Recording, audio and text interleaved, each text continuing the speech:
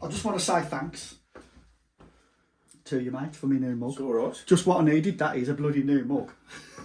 Aye? Aye. My bloody cupboard's full of them, but that's good, that is. Predator, they're all on there. Yeah. Yeah, man. And which one you got? I got First Blood, old John J. Patrick Swayze then. Right. 80s and 90s films of Patrick the Swayze. Right.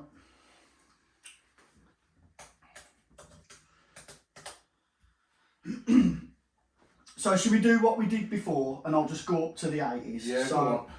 is, mind you, to be fair, by initial release. Well, hold on a minute. Let me just have a look here. Oh, there's one. Yeah. So his first film was in '79, a film called Skate Town, USA. Already know that. Never heard of it. The Comeback Kid was 1980. Return of the Rebels, 1981. Yeah. Just making sure we're rolling. Yeah, we are. Yeah. The Outsiders, The Outsiders. 1983. You got that there? I've just got this now. Yeah. I just did a bit of research and I realised that this was one of his first ever films.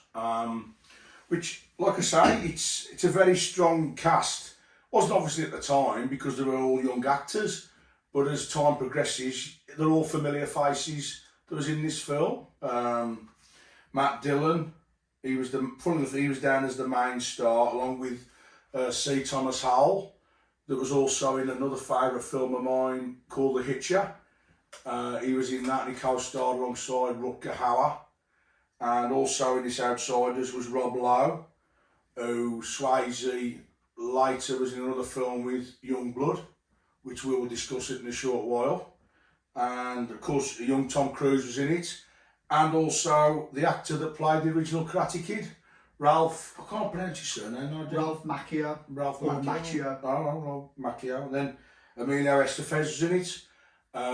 Yeah, he's been in many other films, and yeah, Young Guns, and a lot of other 80s films like Stakeout. And everyone in the 90s remembers him being in the Mighty Ducks films. Oh, yeah, they were good, Yeah, they were. the Mighty Ducks films. The old ice hockey films, yeah. Love So, them. The Outsiders. Yeah, they were proper good, the Mighty Ducks were. I don't know, have you watched them recently, that? No, No, I don't know if that... no. But The Outsiders, it's, like I say, they're all starting out as actors. I've not watched it yet, but it looks, like I say, it looks a good film for its day. So Skate Town, The Comeback Kid, Return of the Rebels, you ever heard of it? No. Never heard of it, No. have you? He was in Staying Alive. That's the John Travolta film. Yeah. It must have been a very, like I say, a small part of that because John Travolta was the main star, that wasn't it? Sylvester Stallone directed that. Right, hang on, Cynthia Rhodes, wasn't she in Dirty Dancing? Yes. Yeah. She was obviously the woman that was Patrick Swayze's main dance partner in Dirty Dancing. Yeah. So. Did you know that Sylvester No, Stallone I had directed? no idea with that, mate. No, That's no. a new one on me. No. There you go. You learn something new every day, mate. Did not know that. Uncommon Valor. Right, I did a bit Is of that research. Gene Hackman? That's Oh, Gene that's Hackman. Gene Hackman, isn't it? Yeah, he was the main star. It's a war action film. Fred Ward, yeah, had a Tremors. Oh, yeah. I knew he was in it. Colonel Rhodes, a retired officer, goes on a mission to find his son, who has been missing since a few years. He sets forth to find him with the help of a wealthy man and a motley crew. So what part did he plays Kevin Scott, apparently? Young soldier. Oh, right, okay. That's the only thing I could think. I've not seen the film, but again, it's one of those. You've got to be in the mood to watch a war film, and you've always said to me, you know, you can't just watch Platoon, can you, or Full Metal Jacket? I love a good war film, but I mean, like Saving Private Ryan, what a film! But you've got to be in the mood because it's depressing, isn't it? Well, you know, again, maybe that's something we could discuss in the future, war films. Maybe. Because you said Saving Private Ryan, but I'll still say Platoon, take some beating. Yeah, but it's, you know, it's two different wars for a start, and then Wasn't Saving Private Ryan Vietnam? World War Two. Oh, right, beg your pardon. Again, he's one, the Thin Red Line. That was Vietnam as well, wasn't it? Offsides. Don't know it. It's American football, by the looks of it. Yeah. Who Brian Dennehy's in it? Oh, yeah. Might be worth a watch, mate. Small town police play football against their chiefs. Never heard of it, mate. Never heard of it. Sorry. Small town police play football against their chief's son and a bearded guru's hippies. Brian Dennehy must have been he wasn't the main star of it, so it says there. Well, he was in that, and then a film called Grandview USA. Never heard of it, Dick. No. Never heard of it, mate. Oh, C. Thomas Howell was in that as well. Oh, Jamie Lee Curtis. Oh, right.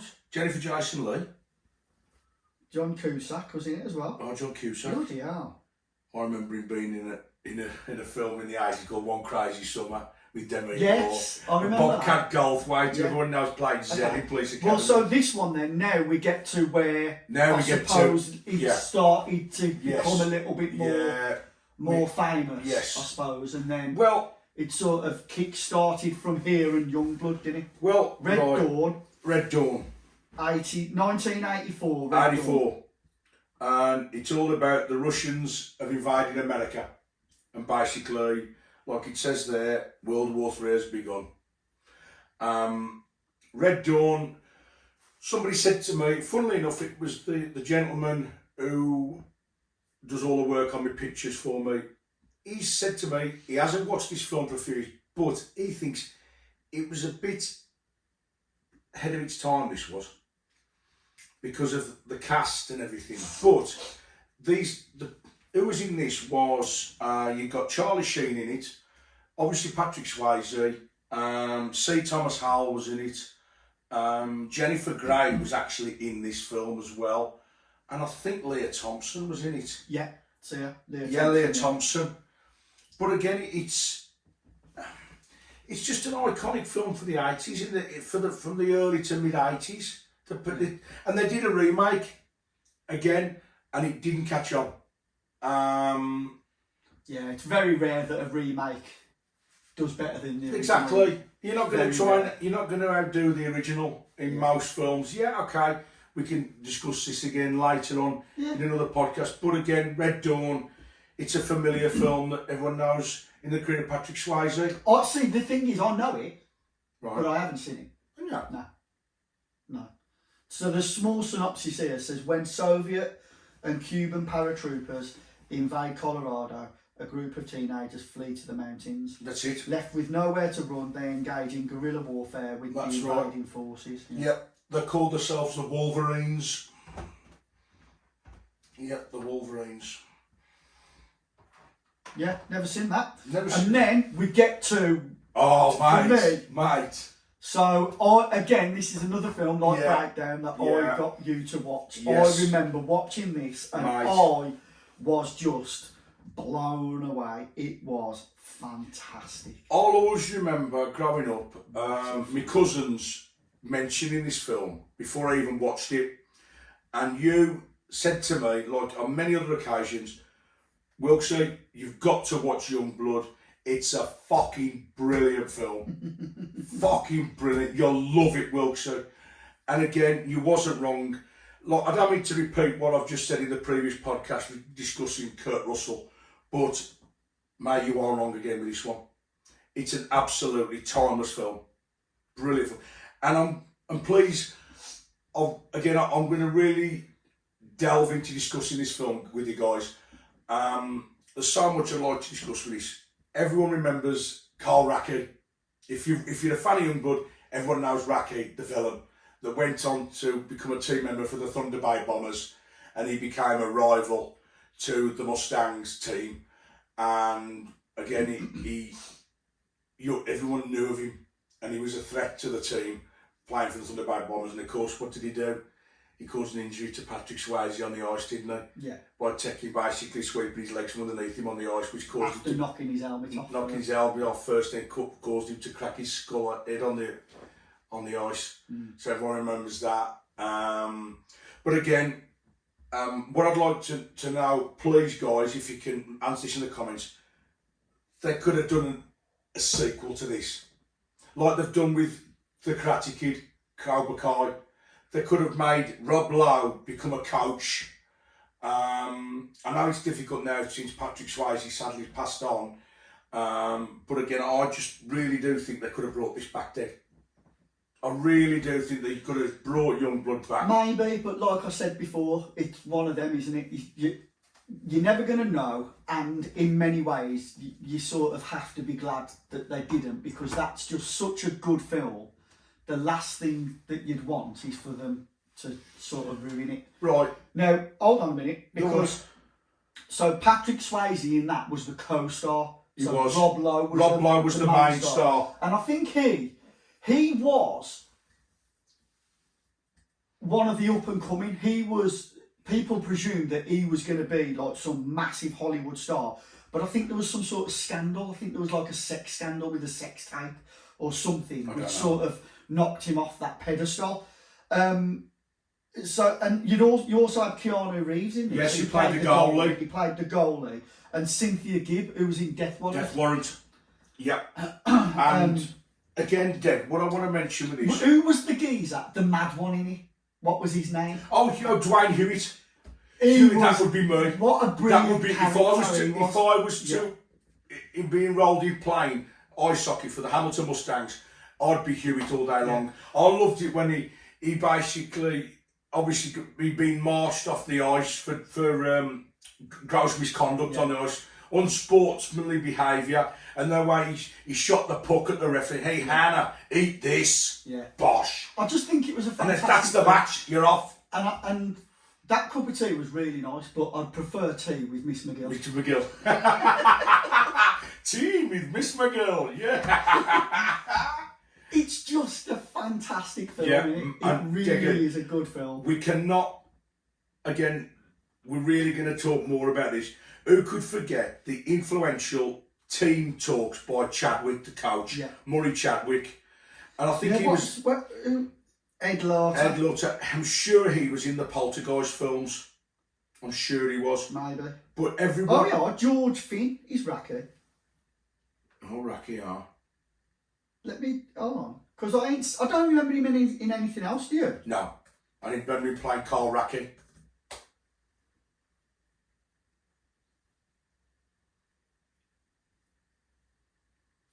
That's a different one, Dig. Different actor, sure. Yeah, it looks like it is. He's older than that now, Dig. That's another actor. Right, but getting back to Murray Chadwick, the character, brilliant. Absolutely brilliant. It says, it's like, when he told them straight, he said, I'm fed up of these I'm fed up of these goons with their shit-eating grins and their Saturday night wrestling tactics. I'm fed up of it. Yeah. Come on, we're a team, we're a family. Come on. Do you want to go back to the fields and the mines and the mills? Come on, I didn't go all the way to the Arctic Circle to get my arse kicked by these goons. It's the way he came across to motivate his team to go out there and play for the Hamilton Mustangs with pride, and I couldn't fault that day. He was just the right bloke to play. Everything about the film, all the characters, yeah, everything that you just said there. That's why it's such a good. And again, yeah. If you've not watched it, oh mate, I'm telling you now, if you've not watched Youngblood, it's basically Rocky but ice hockey. It's basically Rambo but ice hockey. It's Days of Thunder but ice hockey. It's Top Gun but ice hockey. Ice hockey. Yeah. If you like that kind of film, yes. You're gonna love it. Yeah. You are, because if you look back to Youngblood, it's got to be done as a sports drama. Yeah, basically. So this George Finn, he was actually a professional hockey player. He was. I did hear that. And he spent 4 years in the major junior Ontario Hockey League. Yeah. I loved the scene in Youngblood. Professional ice hockey player. That was it. Where Youngblood's attitude was, he said to his brother warned him, watch out, will you? He says, they won't catch me. Oh, they'll catch you.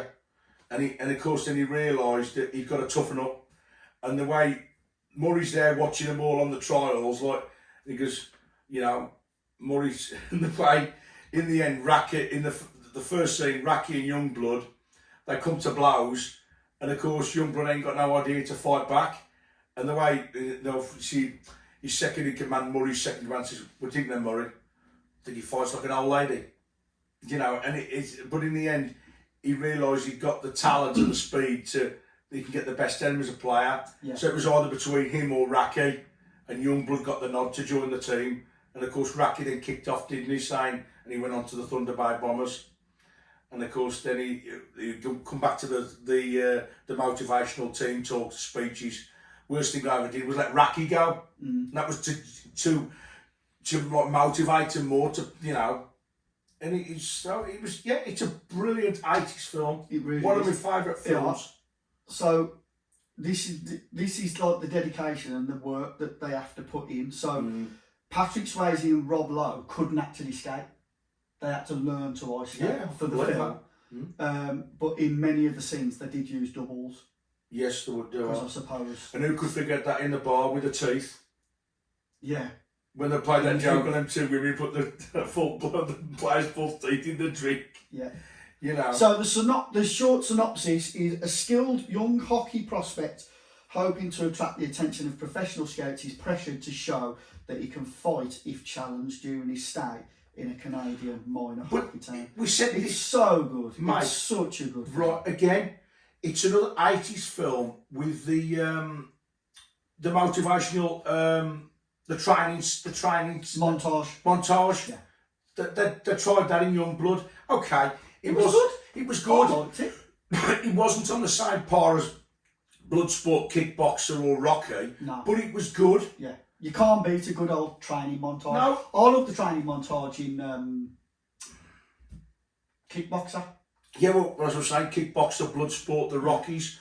But it was a great scene when, the old man kept an eye on his brother was helping him, retrain and hit the bag and everything and build himself up a bit to basically handle himself better in a fight on the ice. Yeah.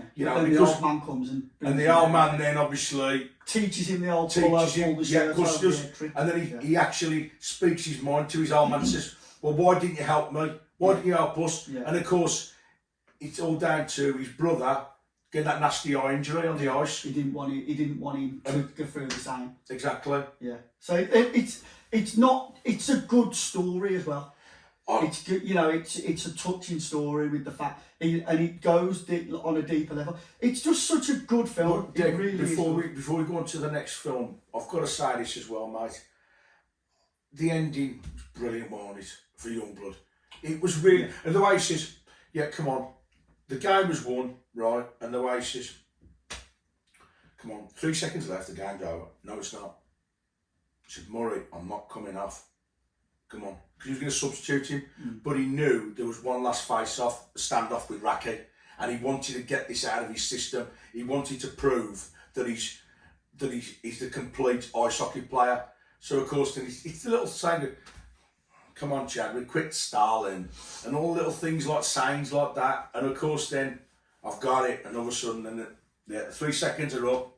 Everything's all the crowds in a roar. They've won the match. All of a sudden, bosh, head to head. And the new one over, the fight on the ice. Yeah. And it was a great, what about and the theme song? The thing is as well, out of all of the films, all films are overdone, aren't they? Yes. They're over exaggerated. Yeah. But out of all of them, that one's the least over-exaggerated because that's what ice hockey's really like. Yes. They really do. I'd actually say... They really do scrap in ice hockey. They have proper fights and everything. So out of all of them, it's probably one of the least exaggerated in that aspect. Right. And please answer this in the comments, guys. Would you exactly say that was the best ice hockey film of the 80s? In my opinion, how many more were there? Well, I don't know. This is what I'm hoping people might say in the comments. I can't think of any other one. There might be another one. I don't know. I mean, it has to be. But it has to be. But again, what I also wanted to say was I liked the song right at the end.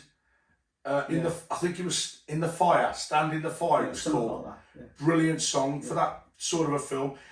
And the last thing I'm going to mention, guys, about this was it was a moving scene when obviously Youngblood wanted to try and get back on the team, and of course he obviously he's got to basically try and convince Chadwick, I'm ready, I want to join. And Chadwick says, what makes you think you're going to get back on the team? What if we can get by you? What makes you get by me? But Chadwick could see that look in his eye that he's ready. And of course, that voice from in the dressing room, let him in, coach. And he knew that was Derek in there, Patrick Swayze. And it was a bit of an emotional scene because he said to him, look, all I want you to do, just forget Rocky, he's not worth it. I want you to go out there and play the game. And again, it was a bit of an emotional scene because, like I say, he grew close to Derek. He had that one-to-one chat with him to tell him why. He told him the reason why he's been benched. And I'm not going to say any more, guys, because if you haven't seen it, it'll ruin it for you. But again, there is a lot of other great scenes in that film. Very good film. Definitely watch it if you haven't. And then we move on to probably one of his most famous films, Patrick Swayze, Dirty Dancing. Exactly. 1987, Dirty Dancing. If you ain't seen that, is there anybody that hasn't seen that? I don't know. I've never met anybody that's not seen that film. And I'll do you know what? Like, don't get me wrong. Obviously, it's what you would class as your typical chick flick. It is, yeah. But it is, yeah. Even so, it's still a good film. It's a good film, and again, I don't think when they released it, it didn't get released at the pictures. Maybe not. I don't know. And answer me this in the comments, guys, if you can. I'm convinced Dirty Dancing, when it came out to be released in the UK, it went straight out to rent. I don't think it got released at the pictures. Tell me if I'm wrong, please, but I heard a rumour that was the case because they actually thought when they made this film, it wasn't going to be such a success as it is now worldwide. I mean, the soundtrack alone. Don't they call them cult classics? Yeah, cult classics. I mean, the soundtrack. I mean, listen to all these artists I'm going to read off to you guys. Frankie Valli, the Ronettes, the Contours, Otis Redding, Bruce Chanel, the Drifters, the Shirelles, you know, Bill Medley and Jennifer Warnes with I've Had the Time of My Life. Everybody knows that song because of the fantastic finale to the film. And everybody knows that legendary one-liner, nobody puts baby in the corner, do they? You know, everybody knows that. But the thing is, I wanted to ask you, I don't think it got released at the cinema. It did. So you're wrong and right at the same time. Okay. So it did get released at the cinema, premiering at the Cannes Film Festival in 1987 in May, before its wide theatrical release in the United States on August 21st in 1987. Right. But this bit, you're right. Despite initial low expectations, it wasn't expected to do good. No. It became a major box office hit, grossing over $214 million. Right, but that's in America. But I'm talking about, I don't think in Britain. I don't think it got released at the cinema in Britain. And in UK cinemas in 1987. Oh, right, okay, then I stand to be corrected. October 1987, yeah. So it did. See, this is the thing, mate, with the internet these days. Yeah. So I'm glad I've got my laptop. I wish I had my laptop for the Stallone, Van Damme and Arnie and Seagal, but there you go. But yeah, so it was released in the cinemas, mate, yeah. I mean, it's a timeless film. I mean, the cast was a good cast, but I think as well, Jennifer Grey and Patrick Swayze didn't get on. No, I heard that somewhere. Yeah, I heard that. But again, who knows? It's rumours, innit? But basically, yeah, from the synopsis, while holidaying with her parents at a resort, Francis, baby, innit? Called a baby. He called her baby, didn't he? So now he put baby in the corner. Yeah, he's smitten with the resort's rebellious dance instructor, that's Swayze. However, her father opposes the relationship, creating ripples in her family. But again, it goes way deeper than that, don't it? Yeah, in the storyline, yeah. But I like it. I think it's a good film. Yeah, I dig. And as well, answer this in the comments, please, guys. What was your favourite Dirty Dancing track from the soundtrack? Again, fantastic soundtrack. Look, I've just mentioned there with some of the artists that are on that soundtrack. What was your favourite Dirty Dancing song? I mean, I'm going to put that to you. What's your favourite? I don't know. They're all pretty good, aren't they? For me The personally, two main ones is Hungry Eyes and then The Time of Your Life. yeah, but for me, it's Time of My Hungry Life, Eyes is a it is. great song. But yeah. But of course, everybody knows that one by Bruce Chanel, you know, and of course, the one by the Contours, Do You Love Me? And of course, the one by... that he sang? Yeah, yes, good call. She's Like the Wind. She's Like the Wind. Which was featured alongside Wendy Frazier. Yeah. Yep, that gets played a lot on most radio stations. Same as Eric Carmen's Hungry Eyes. But again, it's another great film. Whatever way you look at it, it's a classic. You know, like it is. Chick flick or not, I'm not ashamed to admit I enjoyed it. Yeah. So and it's a good film. Yeah. And then so his next one in '87 was Steel Dawn. I don't think I've seen this. Steel Dawn, I have seen it, but not for many years. Again, it's an action sci-fi. It's in a post, Nomad, a post-World War III swordsman, wanders through the desert searching for his mentor's killer. He meets a desert widow and her son, who are being harassed by a Daniel, whatever that is, a local landowner. Yeah, not seen it. Not seen it. But the guy that was the villain in Tango and Cash was in it. Brian, is he? Hall. Oh, Brian James. Yeah. Yeah, not seen that. Don't really. It doesn't jump out at me. No. There's a film that I think I'd want to watch. Is that a documentary? Yes. Orbison and Friends. Yeah. So he was in that. Tiger Warsaw. Don't know it. No, never heard of it. What's it say? Tiger Warsaw. A former drug addict, that's Swayze, returned to the Pennsylvania hometown where he shot his father 15 years before. What is it? Action romance. No, never heard of it. No. And then, brilliant film, Roadhouse. That one there. The name is Dalton. Yeah, good film. Again, one of them films from start to finish. Right, I mean, the first scene when obviously, he's one of...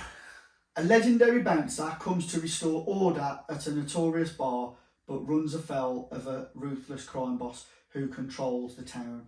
The stage is set for an action-packed showdown. Right. This is something I want to put to you as regards 80s films, right? Think back to that first scene when obviously the credits are all on the screen, who's in the film, who's producing it, who's directing it, blah, blah, blah. And it's the bar where Dalton at the time is working. It's the way the camera ends up going on to Dalton, and he's just stood there watching every move from everywhere, he's like supervising the whole lot. He's just anticipating it kicking off sometime. And as soon as it does kick off, when these two blokes start arguing with somebody, I forget what it was all over but anyway, then the one bloke, he got a knife out on him, didn't he? And he ended up cutting his arm. And of course the other bouncers, because he's the cooler. He always says that, he's the cooler. So I don't know what that means, whether he's the main bouncer, but that in the American term, like he said, I am the cooler. So, and of course then, when the bloke, one of the bouncers got the bloke by the neck saying, right, I've always wanted to take you, Dalton. I think I can beat you. I think I can take you. So Dalton says outside, and he leads him outside, and that's it. You're out of the club now. Not my problem. And of course, it was just a case of, I'm going to waste my energy on you two idiots. But it's the first great scene, and of course then the bloke that runs the Double Juice, that's asked Dalton to work for him. He was in K9 with James. He played the villain in K9. I film with James Belushi in, but he was good in that. Yeah. Can't think of his name. Kevin Toy. Yeah, that's him. And then obviously then he goes to that was the one. Yeah, I've got your plane. When he agrees for the job, I've got your plane ticket right here. I don't fly, too dangerous. So how you'll know I'm there. So of course when he finally arrives at the Double Juice and he realises, it's a real rough hole of a boozer, isn't it, really? Yeah. There's no organisation in the security of it, or that if it kicks off and nothing. So of course, and it all kicks off. And again, and he recognises the band first, and that's the Jeff Healey band. Brilliant. Again, guys, let me know in the comments whether you rate the music that's featured in Roadhouse. I think they're a brilliant band because the lead singer and guitarist was actually blind in real life. I'm sure he was, the Jeff Healey band. And they've done many albums. But again, it's brilliant. There's some good fight scenes in it. Oh, great. It's action packed. It's an action thriller, and it's like I watched it not long ago, and it is, how can I describe it? It's not budget. No. I wouldn't say it's budget. No. But you can tell it's of an eight.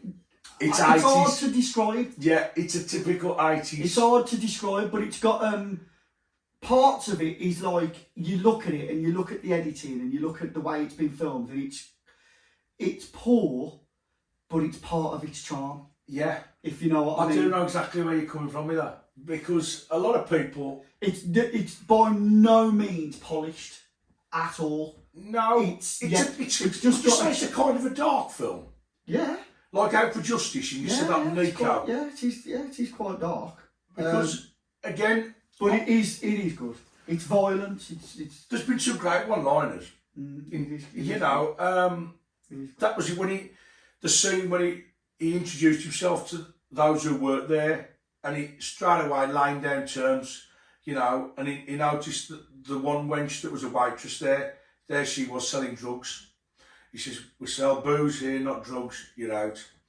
And he noticed, he says, first one he got rid of was a character called Morgan, who was Terry Funk, that was, in the wrestling. And he was also, he was in Over the Top as well. Yep. And he was like he thought he was the main bouncer, and he thought no one could get rid of him. And of course, Dalton was the first one out the door, because he told him straight. He said, "You haven't got the right temperament for the trade." And of course, he never took that, so he ended up joining. He was in with Brad Wesley, who was the bloke that actually run the town, didn't he? Run all them little businesses he held in the town to ransom. I think it needs mentioning that there's been a remake. Yes. Have you seen it? I haven't. Norman. I don't want to. No. I don't want to watch it. I can't. I know Conor McGregor's in it. Yeah, and he plays Gyllenhaal. And he plays the villain. Yeah, Jake Gyllenhaal is the Patrick Swayze character. Right. He obviously plays Dalton. Right. If it is Dalton, I don't know what. Conor McGregor. You know what I said to you about this. It's very rare that a remake. I just can't bring myself to watch it. No, I can't. No, I can't do it, because I am a fan of the film. Yeah. And no, I've just got no enthusiasm to watch it at all, because you're going to judge it with this. Yeah. I mean, again, Sam Elliott, still acting today. What a brilliant character he played as Wade Garrett. Brilliant. I mean, the scene when, see again what people have got to remember, and of course, guys, answer this in the comments. He played a very haunted character, didn't he, Dalton? Oh yeah. Because he kill a bloke in Memphis. Something like that. We mentioned his bird. And no. She gets to knock us out. Oh yeah. Kelly Lynch. Yeah, plays Doc. Yeah. Elizabeth Clay. Yeah. Yep. Oh mate, she was hot. Let me ask you a question though about one of the most famous lines in Roadhouse. If I remember it. Right. Now, it's a bit of a trivia question, really. What do you think was one of the most popular lines that people kept saying to Dalton? And it was, and she actually said that. Oh, okay. Right. It was like one of them saying, he says, as you were a bouncer, I thought you'd be bigger. And the way he says, Dalton's just like, for the amount of times people have said that to me, thinking I'd be bigger. Because obviously, when he involved in a fight, and of course he had another knife wound, didn't he? And he went straight to the hospital, and that's when he met her. And then obviously then she stitched the wound up, and obviously she noticed one wound he stitched up himself, and the way he says, nice stitches, thank you very much. And of course that's when they met, and became close. And he said to her, whenever you're passing at the double deuce, come, you know, join me for a cup of coffee. You know, and of course she was familiar with the double deuce. She said, "Oh, I'll get a lot of business from that." You know, with all the trouble, with all the trouble. But yeah, I mean, again, some of the fight scenes brilliant. I mean, that fight scene when Brad Wesley's main man Jimmy, and when he had the fight on the riverbank. You know, when that Jimmy burnt the farm down, and of course he went after him, didn't he? And he all kicked off, didn't he? And what did he do? He ripped his throat out, didn't he? You know, it was for its time. It was a very graphic scene, that was, for a finale of a fight, and the way he just kicked him into the river and dragged him, and then the doc realised what he'd done. Yeah. But of course it was, and he told Wesley, didn't he, what he thought of, because he dragged him, because he knew Wesley's house was right across the river, and it was all going to kick off, you know. And but yes, mate, it's a great film. Absolutely a great film. It is. If you haven't watched it, watch it. Next one then. But hang on, Dick. If you've not watched Roadhouse, where you been? Well, without a shadow of a doubt, yeah. But you know, can guarantee that people won't have. Next of Kin was also in 1989. I can remember watching it. You always said when I was growing up, that's a brilliant film. Yeah, I can remember watching it as a kid. Liam Neeson's in it as well. It's one of Liam Neeson's early ones, films. yeah. Bill Paxton, Helen Hunt, Ben Stiller. So, you know, good cast. After the mob kills a man for the benefit of business, his brother, a police officer, sets out to find the killer. Meanwhile, another brother, a hillbilly, tries to look for the murderer on his own. It's a good film from what I can remember, but again, that's one that I watched as a kid. So I probably watched it when I was like 11, 12, whatever. Yeah. Docky would have got it out of the video shop. And I haven't watched it since. But I'd like to. Because like you getting it up on here and you realise that Liam Neeson's in it, Helen Hunt, Bill Paxton, Ben Stiller, you know, some good actors in that, mate. Some good actors. So yeah, again, not one of his biggest, not one of his most famous films, but from what I can remember as a kid, worth watching. Yeah. Father. I don't know what this is. Yeah. No, is it a series? No, hang on. Is that even? Oh no. Why is that even on there? Don't know, mate. It's weird, isn't it, how these things pop up? Unless they produce them and there's something to do with it in the background, I don't know. But could be. Yeah, 1990, Father, don't know what that is. And then we get to one of his most famous. Ghost. With Demi Moore. Yep. And Whoopi Goldberg. What a film. Yeah, and why is it, when I think of that film, I always think of that saying, get off my train. Yeah, that he was a good character, wasn't he? Sam and Molly love each other, but their romance is short-lived when Sam is killed by a thug. Unable to tell Molly that her life is in danger, Sam's spirit takes a psychic's help in order to save her. Again, it's a romantic thriller comedy, because there's some really funny bits in it as well. But I've always thought, Dick, it's a chick flick. Yeah, well, it is a chick flick. It's like, it's a love story, isn't it, basically? Yeah. But again, don't go into too much detail, because if people haven't seen it, again, it is worth watching. It is worth watching. All you blokes out there, even though it's a chick flick, it was worth watching. A smash. And there's a good twist in it. Yeah, it was a smash at the time when it got released. Brilliant, yeah. Vincent Schiavelli is the Subway Ghost. That's it. Get off my train. Brilliant. He played a brilliant character, didn't he? He did, yeah. Yeah, he was the one that taught him. So he teaches him how he can move things. Yeah. And touch things as a ghost. But what a film that was, mate. Very good. There was, if I remember rightly, some of the effects in that film as well was really good. Was really good for its time, wasn't it? Oh, mate, you're saying ahead of its time. Yeah. Yeah. No, it was good. It was a really good film, Ghost. Yeah. And then now we get into my favourite Patrick Swayze film. Up there, Point Break. Bloody hell, mate. What a film. Mate, again, as it says there, could have said it better, 100% pure adrenaline. And that's what that film was from start to finish. Yeah. Mate. Played Bodie. Bodie. Surfers sport the masks of various ex-US presidents and rob a series of banks in South California. A federal agent who infiltrates their gang to nab them is smitten with a female member of the gang. So Swayze is like the leader of the gang, you know, Bodie. Yeah. And then And the FBI agent is Keanu Reeves. And Gary Busey's in it as well. Yeah, he is, yeah. And the funny thing is, Dick, Swayze's not the main star. Well, Swayze, Keanu Reeves is in it. Which really, Keanu Reeves at that time, he wasn't in many other big films, was he? I mean, the biggest film... Speed? No, I was after... Had he not done Speed? No, Speed was 93. Oh, was it? The only biggest films he'd been in, okay, yeah, he played a big part in Youngblood, Yeah. but the Bill and Ted franchise, Bogus Journey, Next Adventure, that's all he was in, really. So, to headline... This was a bit of a springboard for him then. It was, yeah. Yeah. But, mate, again, don't get me started on the remake.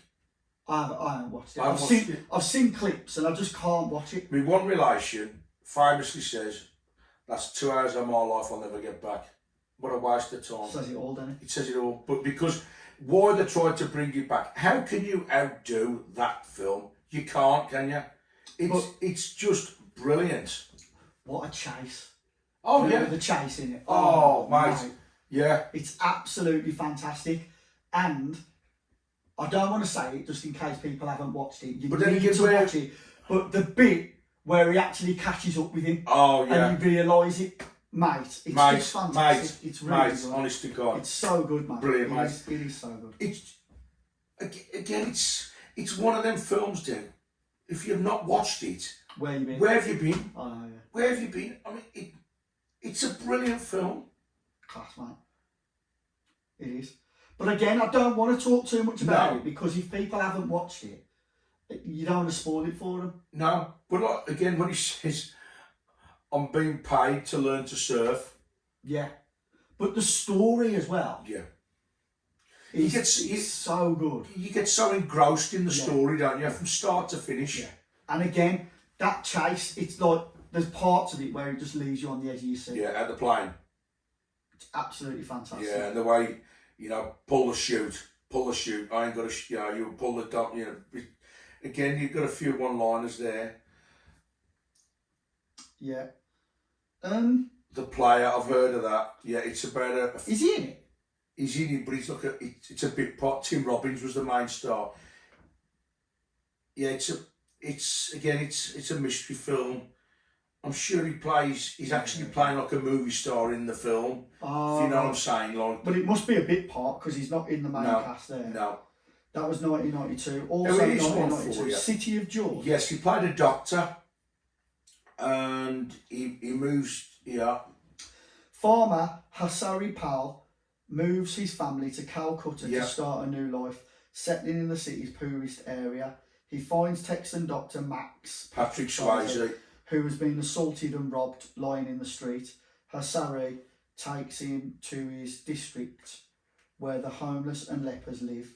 Max becomes friends with Hasari and clinic doctor Joan, and Hasari gets a job as a rickshaw driver. Max soon plunges into his new life. Yeah, because it's set in India. So what's that then? It's just a drama. It's just a story, really. Yeah, Yeah. I mean, this part of his career, the films...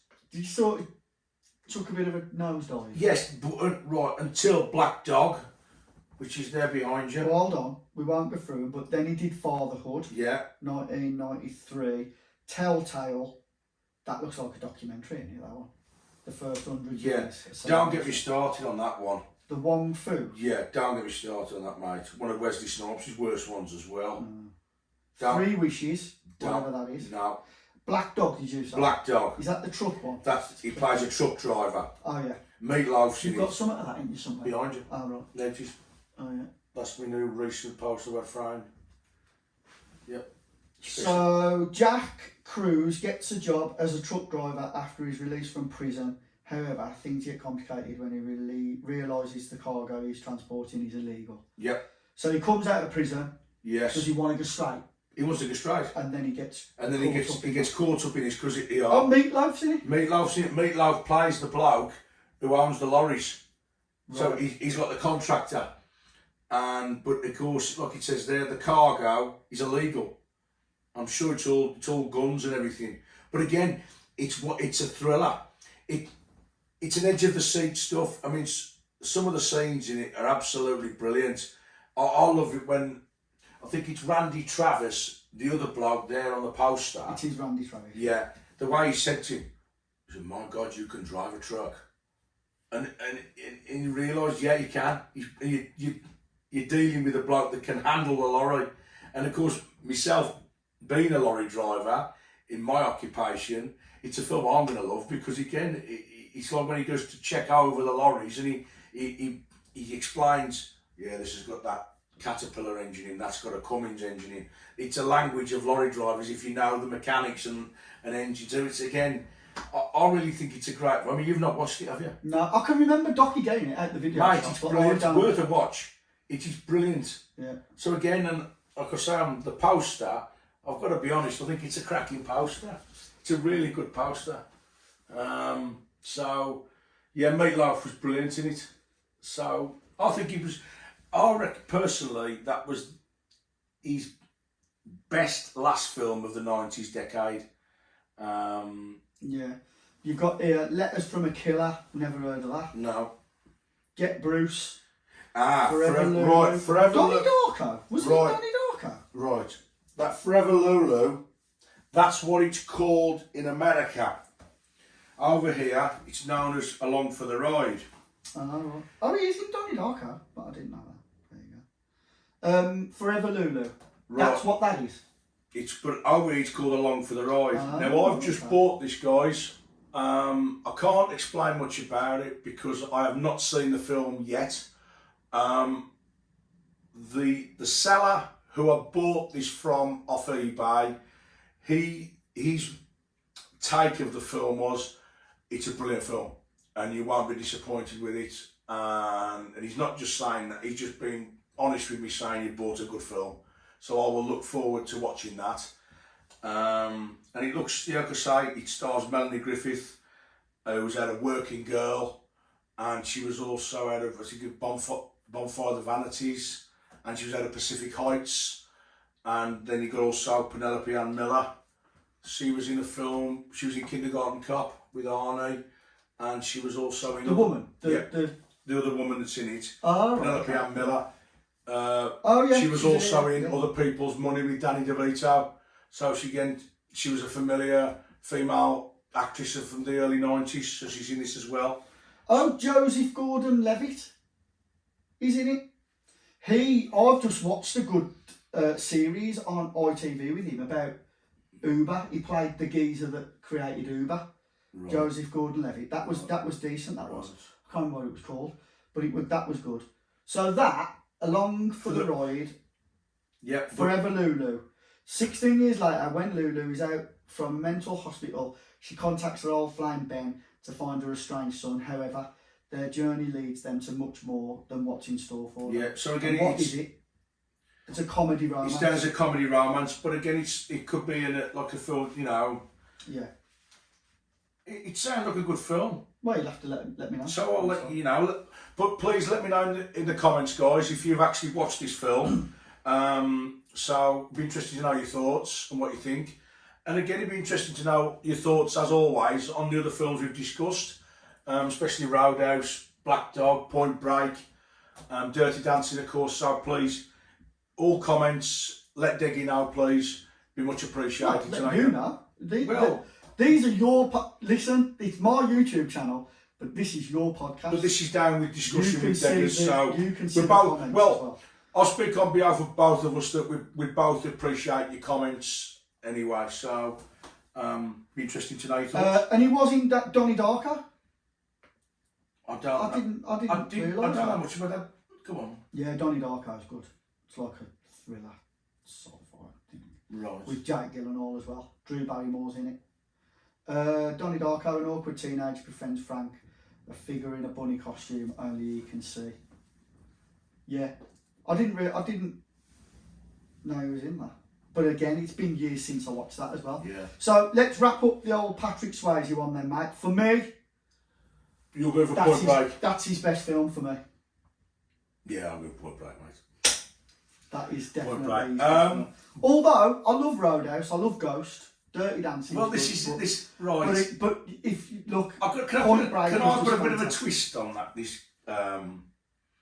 I've not asked you this about certain actors, but if I had to ask you right now, can you actually put your top 5 Swayze films in order? Obviously, Point Break's your favourite. So I'd go Point Break. That's your favourite. What have we just discussed? Let me just put it back in. Hold on. So I would go. I'm just curious to know whether your top. I would go mine. Point Break. Yeah. Youngblood. Yeah. Roadhouse, Ghost, Dirty Dancing is my top 5 for it. I mean, to be honest with you, Youngblood and Point Break are on a par for me. Because I just love Youngblood. Even though he's not a main character. Well, he's a main character. He's like a co-star in Youngblood. Would I be stupid in saying Point Break? I think that's his supreme film. If you know what I mean, it sticks out for as popularity. That's it. But then again, popularity. Well, surely to God, there is 5 most popular films anyway. Yeah. Ghost, Dirty Dancing, Roadhouse, Point Break. I mean, Okay. well, Youngblood, no, actually, because Youngblood isn't, is it? No. I mean, But it is for me. It is for me. I'm going to go obviously Point Break. Yeah, I'm going to say Point Break, Youngblood, Roadhouse. Same as me so far. No, but yeah, so Then far. what? Then I'm going to go with Black Dog, and I'm going to a Ghost and Dirty Dancing. I'm going to have to say Dirty Dancing above Ghost. Leave it Ghost out, bloody hell. Yeah, but then again, hang on. No, it's all about opinions, It's mate. opinion. Don't forget the storyline. I love the storyline of Black Dog. You know, so it's. But So there you go. Like Patrick Swayze for me is a bit of it's a weird one because I think he's been in a variety of different roles. He's made some great films, but really, they're not the only 5. But then again, you can't forget Red Dawn. Well, I've never seen that. So Red Dawn. But what I'm saying is, some it's a people say weird Red one Dawn because how famous he is off of so few films that have just got really big, if you know what I mean. Because not a lot of people will have heard of Youngblood. No, but I reckon some people watching this podcast, they won't even have heard of Youngblood. But this is a good question to ask the viewers. Ask away then. Right, out of these 2 films, or these 3 then, really, you've got The Outsiders, Red Dawn, Youngblood. Out of those just 3 films with Patrick Swayze, what's the more popular of the 3? Of course, our opinion will be Youngblood, but you know, it's a question to ask the viewers. I mean, you know, we wasn't familiar with The Outsiders really at all, so it's one to ask the viewers on what they think. But I'd definitely be interested to know their comments on Youngblood and what we've discussed in this podcast, whether they agree with everything that we can personally remember from that film. You know, so it's definitely been good to discuss this, really. Yeah, brilliant. Yeah, I enjoyed that. Yeah. Like I say, bit of a weird one for me, Patrick Swayze, because he's, like I say, I love like some of his work, but and he's really famous for what he did, but he hasn't made that many. No, but then again, Dick, hang on. As good films. But When you think like we've not long ago done Kurt Russell, right? The amount of films that he's been in that you love, whereas for me, there's only really 5 that I like with Patrick Swayze. Yeah, okay. Although I've not seen Red don't Dawn, I've forget not seen Black Dog, I've Don't not forget seen. he died young as Yeah, well. so Dick. yeah, Don't forget. So really, yeah, and you know, so that's going to be brought into consideration with this. yeah. But then again, I'd like to, before we finish this podcast, is that from Point Break, right, from say 1990 or 1991 to 1998, his films wasn't really up to them standard of like Point Break or Roadhouse, was there really? and so again, Well, that's one of them where what I would say is I can't really say that because I didn't. Is that just the thing as where those films weren't as popular, and I haven't watched them because I haven't watched them, so I can't say they weren't up to standard because I can't. How can I have that opinion when I've not watched them? All I can say is his fame sort of started to dip, maybe, and the films just weren't as popular. Yeah. But no, some good films there. Yeah. Any comments that you've got, like Rock Dog asked, leave them in the comments. If you did like that, give it a thumbs up, and don't forget to sub if you haven't already. Brilliant. Spot on. Cheers, guys. Thank you.